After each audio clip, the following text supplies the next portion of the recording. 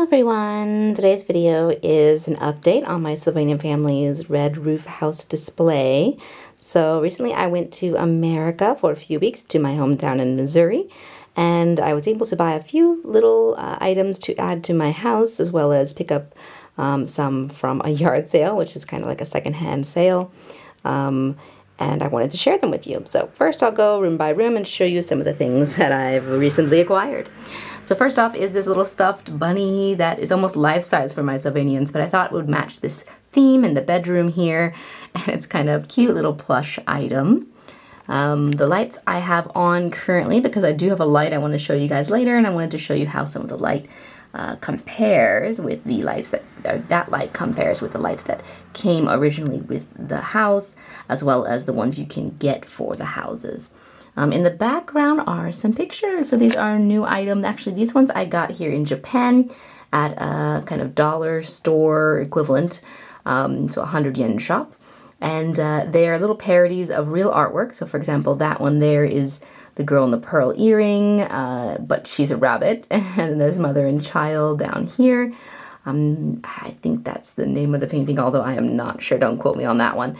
But I have these little paintings everywhere throughout the house. So I bought one of every design and put them everywhere that I could, because it's so hard to decorate the walls in these houses. I'm still working on curtains, of course, for this room, as well as the living room and the study. I'll show you those in just a moment. But let me get down here first into the living room. Again, there's a picture on the wall behind the coat rack back there. I've moved a little bit of things around.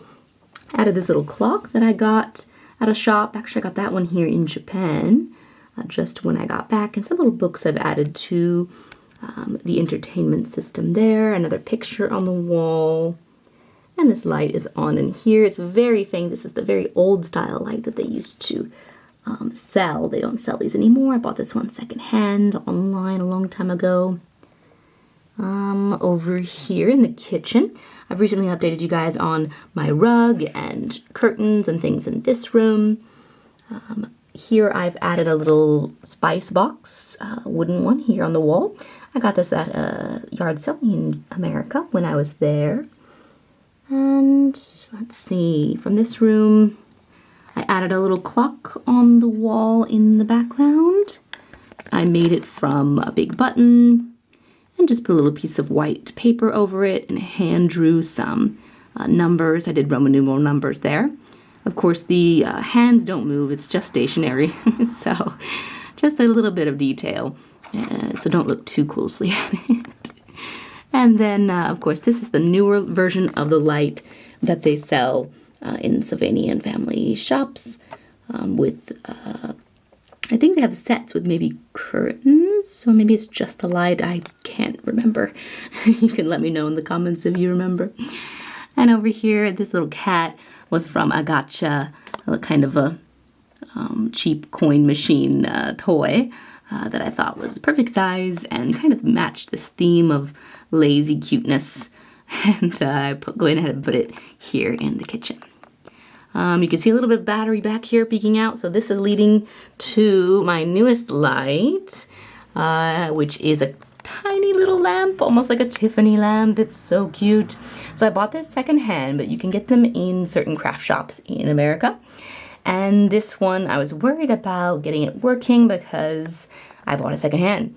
The bulb does get loose a little bit, but you just gotta take the little top off and then give it a little twist and it lights up. But what really concerned me was it had this strange plug. So it's a 2-prong plug. And I looked up online, and ideally you buy a bunch of lights and it has a little strip that you plug them into, and you run these lights throughout whatever house that you want. But I only have one, I only needed one. So I found a solution where you look online and you can find this little adapter for one lone light. And then, of course, this battery you can buy anywhere that suits it. Now, these, I'm not sure how I'm going to use it with my house because it's so big and bulky. I'll have to find somewhere to tuck it or hide it somehow. Maybe find some kind of box or something that I can run the line down here. I'm not sure yet, but I just think the lamp itself is so cute. I have to use it, especially for this room. If you look at the whole room, it kind of matches the theme of the muted colors. But let me get a close look at these little books. So I got these books while I was in America. I think Amazon, just kind of cute crafty items. I set one on the chair here. I recently painted this chair, used to be green.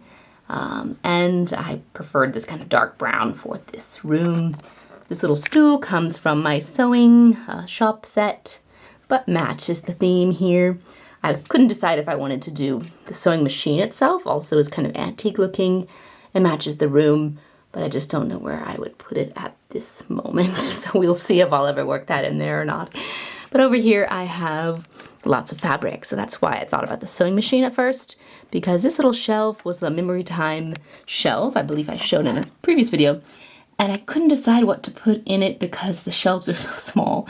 So I ended up folding up a bunch of fabrics as though this was like a craft room or a study or something, and it has little knickknacks, a little plate down here, a little crystal that I found amongst my jewelry, and a little plant that is Sylvanian Families, and of course little just knickknacks and cloth. So that's the only way I could really fill this shelf up to make it look like it's fully used. Last but not least, the study over here. I have some old looking papers.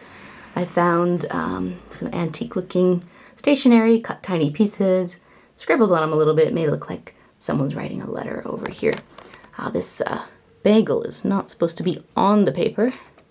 Must have jumped whenever I was moving the house. Sorry about that. But yeah, the little book and the paper here.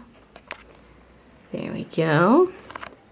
Also this little flowers poking out a little bit. But over here I have a little candle dryer or holder. I do not know the official name for these, but you can see the little candlesticks hanging here as if they were freshly dipped and hanging here to dry.